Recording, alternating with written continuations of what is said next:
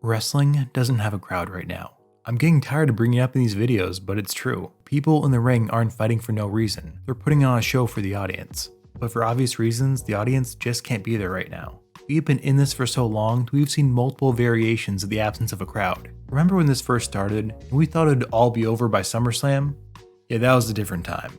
During that time, WWE had to quickly figure out a way to put on their shows without a crowd.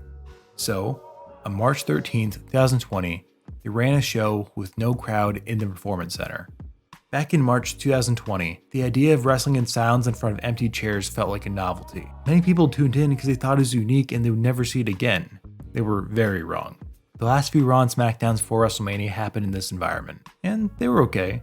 The atmosphere still felt new, and they used the lack of fans to put on some great segments. Then we had WrestleMania, and not much changed. Some matches fell flat, some were decent, and some used the situation to their advantage. If nothing else, it was a WrestleMania unlike any other. It'll go down in history as the WrestleMania where Daniel Bryan was the only person to get a reaction. Seriously, Gronk and Mojo did the yes chant. Other than that, it was complete silence. By the time Money in the Bank rolled around, the novelty of an empty arena had completely worn off. Seeing Asuka dance around with the title in complete silence was just uncomfortable. The WWE had to think of a more permanent solution. Since they couldn't get real fans from the outside, they brought in their own fans from right there in the Performance Center. The Performance Center crowd was like a laugh track in a sitcom. They reacted to everything regardless if it was good or not.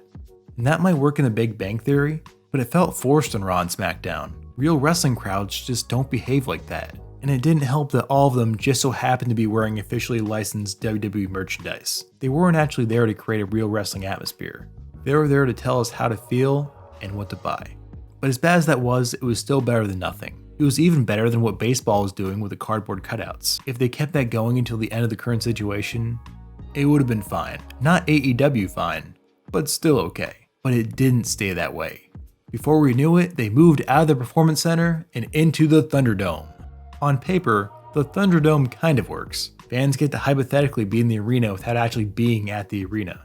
But remember this, when people say something works on paper, they're saying it doesn't actually work. No matter what Michael Cole tries to tell you, there are no fans in the ThunderDome. There are pictures of fans, and there's pre-recorded noise, but that arena is empty. Being part of the WWE ThunderDome is a fancy way of saying you watched Raw on your laptop.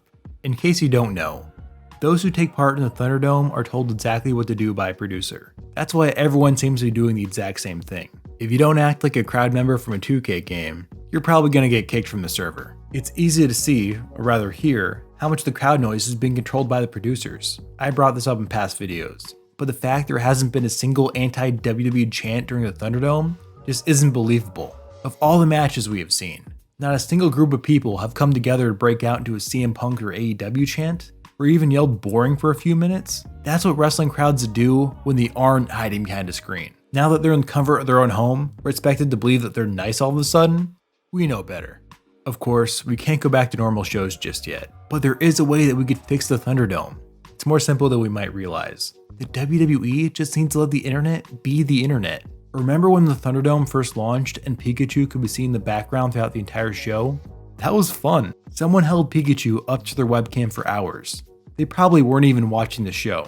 That is the internet being the internet. It would be far more entertaining seeing 200 people memeing than watching them give the same thumbs down for every heel. Back when real crowds were still a thing, someone paid for ringside seats just so they could hold up a sign that said, "Brock Lobster is the king of Seafood City." That isn't a reference to anything, and it doesn't make any sense, but I loved it. Wrestling fans meme better than any other sport. It's part of what makes wrestling so special. If you were to hold up that same sign in the ThunderDome, or even any sign, you would get kicked out. And that's just not wrestling.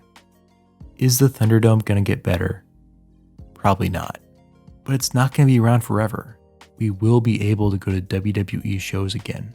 And when we do, we're gonna chant random stuff and hold up our Brock Lobster signs. We might even throw a beach ball around. Wrestling fans are passionate about professional wrestling, and we will be able to show that again, because that is what wrestling is all about. Thank you for watching. Be sure to subscribe, it really does mean a lot for a small channel like this. We not only talk about what happens in the ring, we also discuss what it's like being part of the pro wrestling community, because that is what Wrestling Informer is all about.